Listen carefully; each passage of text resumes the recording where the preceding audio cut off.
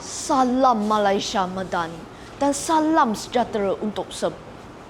Yang dihormati barisan hakim yang arif lagi bijaksana. Guru-guru yang dihormati dan rakan-rakan seperjuangan yang dikasihi sekalian.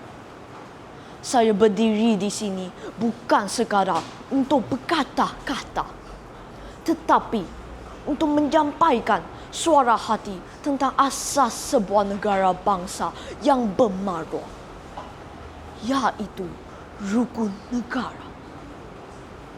Hari ini, saya akan menyentuh 3 prinsip utama rukun negara. Kepercayaan kepada Tuhan, kesetiaan kepada raja dan negara, dan kesopanan serta kesusilaan. Tuan-tuan dan puan-puan, prinsip ini bukan sekadar slogan, tetapi nilai hidup yang membentuk jati diri rakyat Malaysia. Pertama sekali, kepercayaan kepada Tuhan. Malaysia ialah sebuah negara yang berbilang agama kerana terdiri daripada masyarakat majmuk. Namun, dalam kepelbagaian tersebut, terasnya terdapat satu kepercayaan kepada kuasa yang lebih tinggi. Percayalah, apabila seseorang itu meyakini adanya Tuhan, maka hatinya akan dipandu oleh nilai moral. Hal ini akan mendorong kita menjauhi kejahatan, mendekati kebaikan. Tanpa kepercayaan kepada kuasa, masyarakat mudah hilang arah. Kita percaya kepada Tuhan bukan sahaja ketika beribadah, tetapi dalam tindakan seharian, menjaga benar, menunaikan amanah dan tidak menindas golongan yang lemah. Kepercayaan ini menjadi akar kepada kesetiaan. Teras ini akan membawa kita kepada prinsip kedua. Prinsip kedua, kesetiaan kepada raja dan negara. Tuan-tuan dan puan-puan, prinsip ini bukan sahaja seperti pohon yang tidak akan teguh tanpa akarnya. Begitu jugalah negara kita tidak akan stabil tanpa rakyat yang setia. Kesetiaan bukan hanya semasa mengibarkan jalur gemilang, tetapi dalam setiap tindakan yang menjaga maruah tanah air.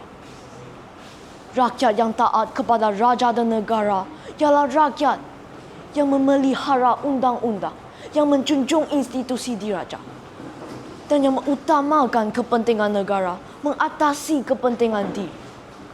Dan sekali lagi, saya tegaskan, kepercayaan kepada Tuhanlah yang menyemai nilai kesetiaan ini. Kerana seseorang yang percaya kepada Tuhan pasti tahu bahawa mengkhianati negara merupakan dosa yang besar.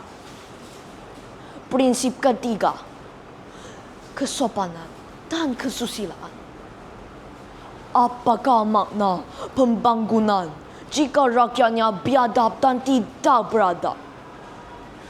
Kesetiaan bukan hanya dalam bertutur kata, tetapi dalam tindakan, interaksi dan sikap terhadap orang lain, tanpa mengira bangsa, agama atau status.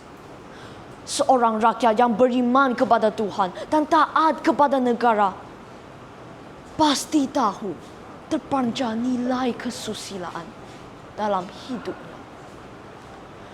Kesopanan melahirkan keharmonian, dan apabila juga rakyat hidup dalam harmoni, negara kita akan menjadi kuat dan dihormati.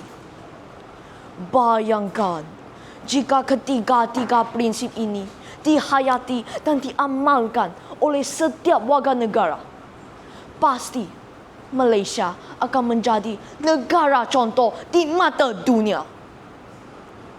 Tuan-tuan dan puan-puan, rukun negara bukan hiasan dalam buku teks, bukan hafalan semata-mata.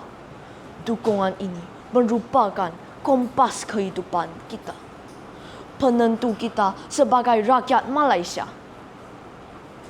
Tanpa kepercayaan kepada Tuhanlah hilang pedoman. Tanpa kesetiaan kepada raja dan negara, runtuh sistemnya.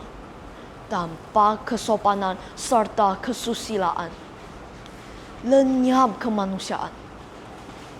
Maka, marilah kita bukan sahaja menghafal, tetapi menghayati rukun negara dalam setiap detik kehidupan. Kerana hanya dengan itu, kita mampu membina negara yang aman, bersatu dan bermaruah. Sekian, salam Malaysia Madani.